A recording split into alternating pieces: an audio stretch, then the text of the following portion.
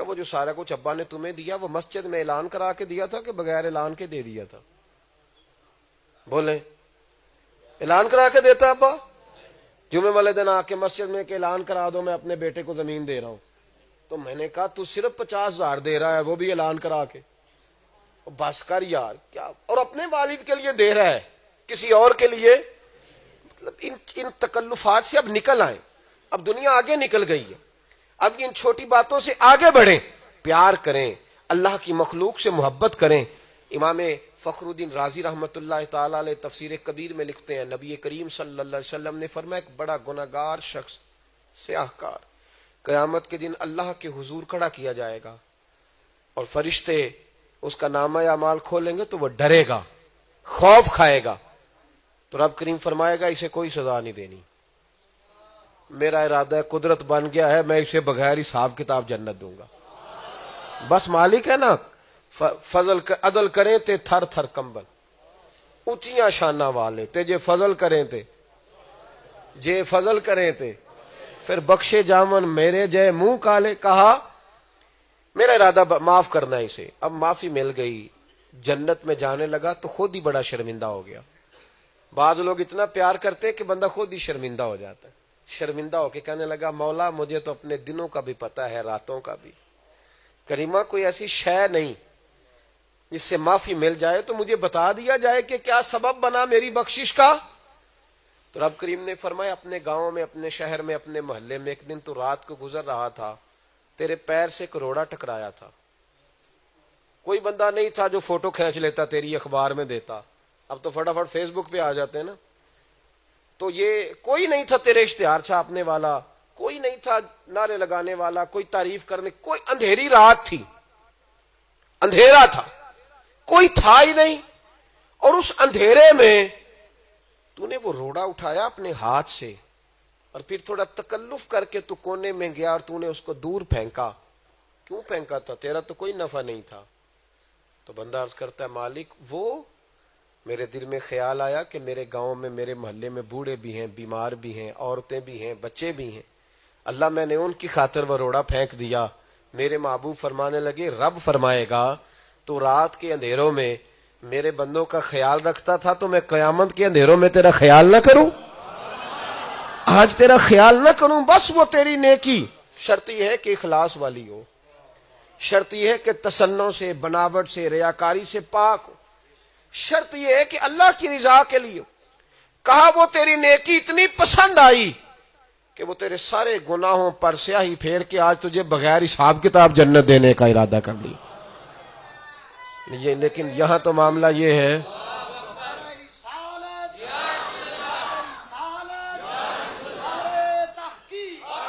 یہاں اللہ آپ کو جزا دے. یہاں یہ معاملہ ہے کہ ہمارا بھائی نا 10 میل پہ جا کے کسی دوست سے قرضہ لے آتا ہے پر ہمیں نہیں دکھ بتاتا.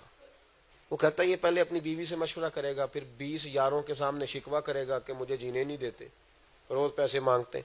ہمارے اپنے ہمیں تکلیف نہیں بتاتے. ہماری بیوی ہمارے ساتھ اپنے میکے کے دکھ ڈسکس نہیں کرتی. وہ کہتی ہے کہ یہ تو کہے گا میں نے پہلے کہا کہ تیرے میکے اچھے نہیں. ہاں ہمارے اپنے لوگ نہیں ڈسکس کرتے، اس لیے کہ ہم نے طبیعتوں میں وہ سختی پیدا کی ہے کہ ہم اپنی ذات سے شروع ہوتے ہیں، اپنی ذات پر اختتام ہو جاتا ہے. اس طرح تو ختم ہو جائیں گے ہم. جو اپنی ذاتیں بناتے رہتے تو مٹ جاتے ہیں. کچھ ان کے ہاتھ نہیں آتا. خدا را تھوڑا دائیں بائیں بھی دیکھیں. حضرت امام فخر الدین رازی کی میں نے مثال دی نا ان کی کتاب سے، تو امام رازی کے لیے حضرت ابو علی رباطی ایک بزرگ گزرے. وہ امام صاحب کے زمانے میں تھے، ان کے ساتھ رہتے تھے. ہمارے زمانے میں تو اللہ تعالیٰ معاف کرے بڑا مشکل ہے نا، ایک شعبے کا بندہ دوسرے شعبے کی تعریف کرے یا اس کے لیے دعا کرے. یہ تو ممکن ہی نہیں ہوتا، بلکہ ہمیں کوئی نہ کوئی نقص نظر آ ہی جاتا ہے. کہتے ہیں ہنستا نہیں صحیح، باقی تو ٹھیک ہے سارا ہی. کوئی نہ کوئی شے بہرحال ہمیں مل ہی جاتی ہے. کوئی نہ کوئی جو آدمی جو چیز تلاش کرنا چاہتا ہے اسے وہ چیز مل جاتی ہے جب ارادہ جو تھا اس کا. ابو علی رباطی رحمت اللہ علیہ ہر نماز میں امام رازی کے لیے دعا مانگتے تھے. توجہ ہے میری بات پر؟ امام فخر الدین رازی بڑے سارے آدمی ہیں. مفسرین میں بھی آپ کا نام ہے، صوفیاء میں بھی بڑا نام ہے. حضرت نجم الدین کبریٰ رحمت اللہ علیہ سے باقاعدہ سلوک کی تربیت لی. باقاعدہ، اب تو باقاعدہ سلوک کی تربیت ہی نہیں ہے نا بہت ساری جگہوں پہ. باقاعدہ تربیت یافتہ صوفی تھے. تو ان کے زمانے کے ایک دوسرے عالم، وہ بھی بڑے عالم تھے، حدیث کے بڑے استاذ تھے، وہ ان کے لیے ہر نماز میں دعا کراتے. تو ان کے شاگردوں نے ایک دن کہا کہ استاد جی، نہ وہ آپ کے استاد ہیں نہ آپ کے مرشد ہیں، پر ہر نماز میں ان کے لیے دعا کراتے ہیں. آپ فرمانے لگے یار وہ جتنا بڑا مفسر ہے نا اتنا ہی بڑا انسان بھی ہے، اس کا نا اخلاقی قد بھی بڑا اونچا ہے. کہا وہ کس طرح بتائیں تو صحیح. فرمانے لگے نہ میرے استاد ہیں نہ میرے مرشد ہیں، پر میں نے ان کے ساتھ ایک حج کیا، میں نے ان کے ساتھ ایک میں ان کے ساتھ ایک، میاں صاحب فرمایا کرتے تھے نیویاں نال تے نب جاندی ہے جے کر دلوں نبھائیے، پر اچیاں نال نہ نب محمد یہ کسرا نہ کھائیے. ایک حج کیا میں نے ان کے ساتھ، اس لیے مجھے پتا ہے. کہا جناب بتائیں. فرمانے لگے ہم اپنے شہر سے نا 4-5 لوگ گئے تھے حج کرنے. اور کو پتا ہے ہم تو یہاں بس میں بھی چڑھتے ہیں تو دیکھتے ہیں اب سیٹ اچھی کون سی ہے، پہلا بس تے سواری تے سیٹ ملو، بھاگ کے دیکھو کون سی مناسب ہے، اپنے قبضے میں کرو، جو باقی رہ جائے گی باقی دنیا جانے. وہ لوگ یوں نہیں کرتے. کہنے لگے کہ حج میں ہم ساتھ تھے، 4-5 لوگ تھے. تو امام فخر الدین رازی فرمانے لگے میں بھی تھا باقی لوگ بھی تھے. سنیں جی تھوڑی دیر، میں نے بڑی جلدی بات ختم کر دینی. کہنے لگے کہ فرمانے لگے امام راضی کہ میں تمہیں ایک شرعی مسئلہ نہ بتاؤں. توجہ کریں جی میری بات پہ. ایک شرعی مسئلہ. تو ہم نے کہا حضور بتلائیے. تو فرمانے لگے حضور علیہ السلام کا طریقہ تھا جب 3 یا 3 سے زیادہ لوگ سفر کرتے تھے تو حضور ایک کو امیر مقرر کرتے تھے. وہ بحث ختم ہو جاتی ہے کہ بریک کہاں لگانی ہے، کھانا کیا ہے، سونا کہاں ہے، نماز کہاں پڑھنی ہے، پھر امیر کی اطاعت ہوتی رہتی ہے. ایک کو امیر نہ بنا لیں. تو کہتے ہیں کہ میرے دل میں یہ خیال آیا کہ حضرت صاحب امیر بننا چاہتے ہیں. آ جاتا ہے نا خیال فٹافٹ ہی، بڑا مشکل ہوتا ہے کوئی بات کرنا. مجھے ایک دفعہ ایک دستار فضیلت کے جلسے میں جانا تھا تو مجھے وہ کہنے لگے آپ نے علماء کے فضائل بیان کرنے ہیں. تو میں نے کہا یہ بڑا مشکل کام ہے، اس لیے کہ مجھے بھی لوگ چھوٹا موٹا مولوی سمجھتے ہیں. یہ میں مسئلے بیان کروں گا تو اپنے دل کو کیسے سمجھاؤں گا کہ کسی اور کی بات ہو رہی ہے، کہ تو بار بار میرے اندر سے آواز آئے گی کہ تیری بات ہی ہو رہی ہے، اور لوگ بھی سمجھیں گے آج اپنی عظمت ہی بیان کر رہا ہے.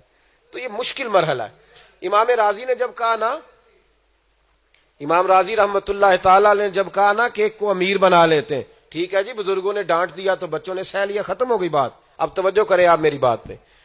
یہ عشاء تک جلسہ تھا، کچھ مجھے بھی تھوڑی مجبوری تھی، میں لیٹ آیا اور مجھے آگے بھی پہنچنا ہے، ان سنگیوں سے بھی تھوڑا سا وعدہ تھا وہاں بھی جانا ہے. تو میرا خیال ہے اس کو مینٹین کرنے میں نہ سارا ٹائم لگ جائے، اس لیے آپ تھوڑی توجہ کریں، میں تو بات سمیٹنے کی طرف چل رہا ہوں. فرماتے ہیں کہ ہم نے ان سے کہا کہ حضور آپ ہی امیر بن جائیں سفر کے. تو کہتے ہیں امام راضی امیر بن گئے. توجہ ہے میری بات پر. بزرگ بھی تھے، عالم بھی تھے.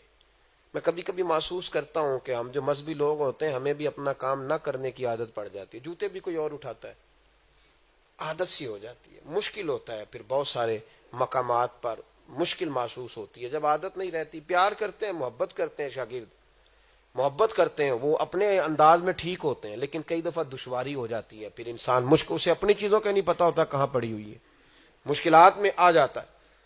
حضرت عالم بھی تھے، صوفی بھی تھے، مفسر بھی تھے، زمانہ جانتا تھا. لیکن جب حج کے امیر بنے نا، حضرت بولی رباطی فرماتے ہیں ہمارے سارے کام ہمارے امیر نے کرنے شروع کر دی. ایک بیگ اس گلے میں، دوسرا ایک اس گلے میں، تیسرا سر پہ رکھ لیا، حضور ہمیں دے دیں. فرمانے لگے چپ کرو، میں کام نہیں بانٹ رہا، میں تمہارا امیر ہوں، جو کہوں گا تمہیں سننا پڑے گا. آپ فرماتے ہیں سارا کھانا وہ بناتے، ہمیں وہ اٹھاتے، وضو کے لیے پانی لاتے. فرماتے ہیں ایک دن رات کو تیز بارش تھی، سردی تھی، تو امام فخر الدین رازی کے بیگ سے 4 چادریں نکلی. تو امام صاحب نے نا کہیں سے لکڑیاں وہ لے کے آئے، پتا تھا کہ رات بارش ہے اور ہوا بہت تیز چل رہی تھی. بارش تو رک گئی، ہوا نہیں رک پا رہی. تو کہتے ہیں 4 کونوں میں لکڑیاں لگائیں اور پھر 4 چادریں انہوں نے باندھ کے اس طرح کا سائبان بنایا کہ اندر ہوا نہ آئے. پھر ہمارے لیے بستر بنایا اور کہتے ہیں ایک چادر باندھنے کو جگہ نہ ملی تو امام صاحب ساری رات وہ چادر پکڑ کے کھڑے رہے. فرماتے ہیں جب آدھی رات گزری تو ہمارے تو آنسو ہی نکل گئے.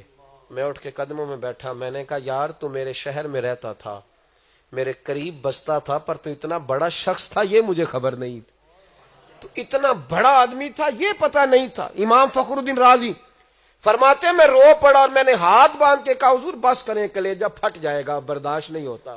اتنی نوکری نہ کریں کہ ہمارے اوپر پھر یہ قرض چکانا مشکل ہو جائے.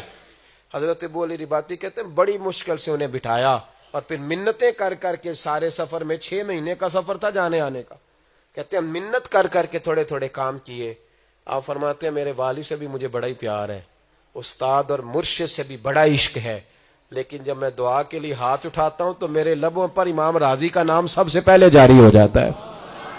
سب سے تھوڑا پیار کریں, تھوڑی محبت کریں. آپ یقین کریں بہت سارے لوگوں کو ضرورت ہے کہ کوئی انہیں سمجھائے, کوئی اچھا آدمی ان سے دوستی کرے. کچھ لوگوں کو ضرورت ہے, وہ مانگنا نہیں چاہتے, ہاتھ نہیں پھیلانا چاہتے. ان کی ضرورت ہے کہ کوئی تھوڑا سا دولت مند آدمی تھوڑا سا انہیں کام سٹارٹ کر کے دے دے. وہ پتہ نہیں کتنا امت کا ملت کا فائدہ کریں گے. لیکن ہم ہاتھ تھامنے کو تیار نہیں, آگے بڑھنے کو تیار نہیں, پیار کرنے کو تیار نہیں. محبت جب آپ اللہ کی مخلوق سے کریں گے اور جب آپ ان کی اشک شوئی کرنے کی کوشش کریں گے, جب آپ تھوڑا سا آگے بڑھیں گے. دیکھیں نا امام غزالی کا وصال ہو گیا تو کسی نے خواب میں دیکھا کہ حضور اللہ نے بڑا استقبال کیا ہوگا, تو آپ فرمانے لگے اس نے فضل کیا اور غزالی کو معاف کر کے جنت کا اعلیٰ درجہ دیا. تو کہ حضور کون سی کتاب, کون سی نیکی, کون سا خیر کا کام؟ فرمانے لگے ساروں پر ہی اللہ بڑا کریم ہے, پر میں نے جب پوچھا نا میری بخشش کا سبب کیا بنا تو مجھے بتایا گیا کہ غزالی تو ایک دن لکھ رہا تھا اور تو نے سیاہی پاس رکھی تھی, قلم تیرے ہاتھ میں تھا, اور تو نے, آپ کو پتہ ہے وہ پرانے زمانے میں ابھی تھوڑے سال گزرے کہ وہ سیاہی لگا کے قلم سے لکھا جاتا تھا. تو کہتے میں نے دوات میں سیاہی لگائی اور جب میں نے اٹھائی نا تو گرمی بڑی شدید تھی, ایک مکھی آ کے سیاہی پہ بیٹھ گئی. میں چاہتا تو اڑا دیتا, میرے دل میں خیال آیا بیچاری پیاسی ہے, کبھی پی لینا کبھی سارا پانی, اور اس کی پیاس بجھ جائے تو میں دوبارہ لگا لوں گا, سیاہی بڑی ہے. فرماتے اس نے پیا اور پی کر کے جب وہ اڑ گئی تو مجھے میرے دل کو سکون بڑا ہوا, پر میں وہ بات بھول گیا, پھر کبھی یاد بھی نہ آئی. پتہ تو تب چلا جب قیامت میں اس بات کا اجر ملا. جب اس کا اجر ملا نا, رب کریم نے فرمایا وہ تو میری چھوٹی سی مخلوق پہ رحم کھائے, میں نے آج تیرے لیے جنت کے دروازے کھلوا دیے ہیں.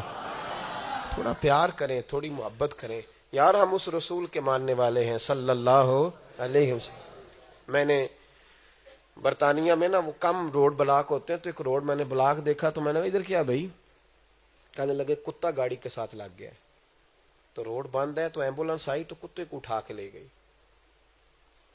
مجھے تکلیف ہوئی, میں ان لوگوں کے عقیدے اور ان کے معاملات سے بڑا پریشان تھا. بہت سارے لوگ تو کسی کو مانتے ہی نہیں, اب دہری ہو گئے وہاں.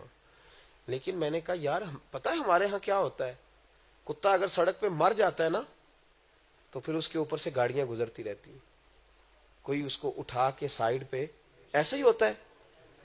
یعنی اس کو کوئی شخص, روڈ پہ بریکیں تو لگتی ہیں نا, لیکن تب لگتی ہیں جب کوئی بیچارہ غلطی سے بھی گاڑی ٹچ کر جائے نا, پھر روک لیتے ہیں, کہتے تو نہیں جا سکتا, اب نہیں تو نکل سکتا. لیکن کتا جانور ہے نا, سانس ہے نا اس کے اندر.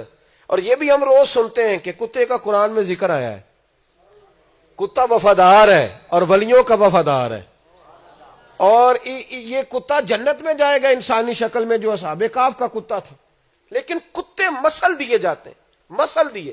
میری تو الحمدللہ یہ عادت رہی اس سے پہلے بھی کہ اگر کہیں کوئی ایسا معاملہ ہو جاتا نا تو میں کہتا یار روکو ذرا تھوڑی دیر کے لیے, کم از کم آپ کسی لکڑی سے پکڑ کے اس کو سائڈ پہ ہی پھینک دیں, سائڈ پہ ہی.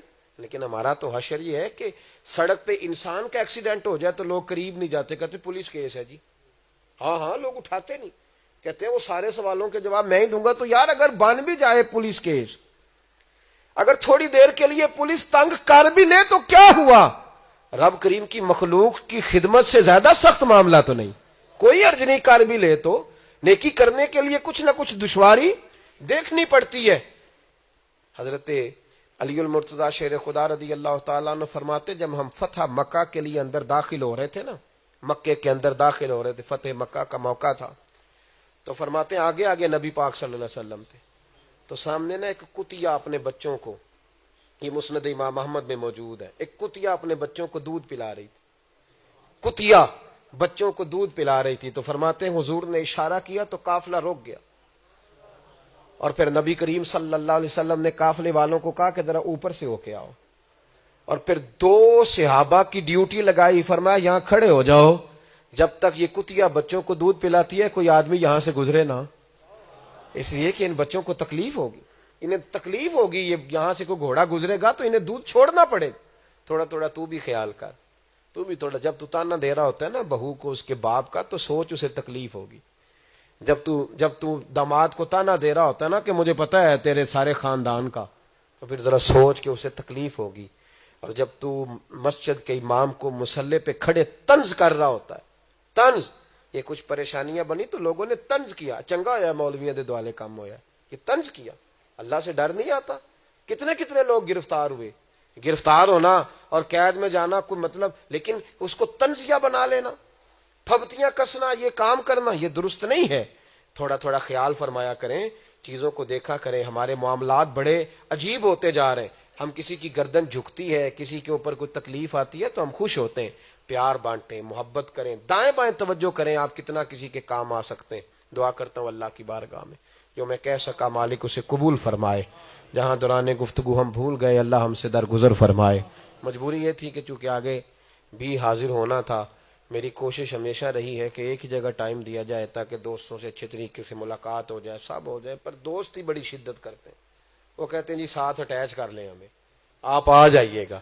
اب وہ مجبوری بن جاتی ہے، ورنہ میں آپ سے مل کے جاتا ہے. ایک دوست ہے، آپ دھکے وکے نہ ایک دوسرے کو دیجیے گا. ملاقات ہو گئی، زیارت ہو گئی ماشاءاللہ آپ حضرات کی.